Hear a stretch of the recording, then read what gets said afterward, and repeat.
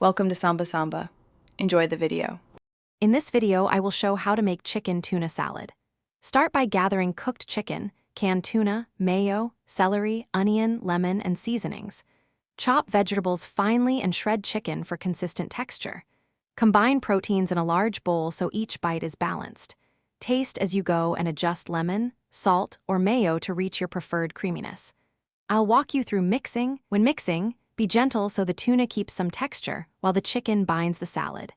Start with a couple tablespoons of mayo and add more if needed to avoid a watery result.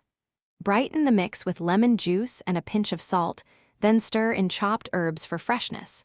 Taste and tweak with pepper or a dash of mustard for a subtle tang before you serve or chill. This chicken tuna salad is versatile and easy to serve in multiple ways for lunches or snacks. Try it on toasted whole grain bread, scooped into crunchy lettuce cups, or spooned over a bed of greens with a squeeze of lemon.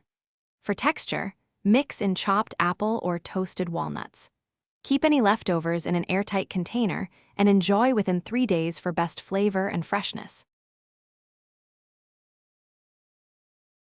Thanks for watching. Consider subscribing if we helped you.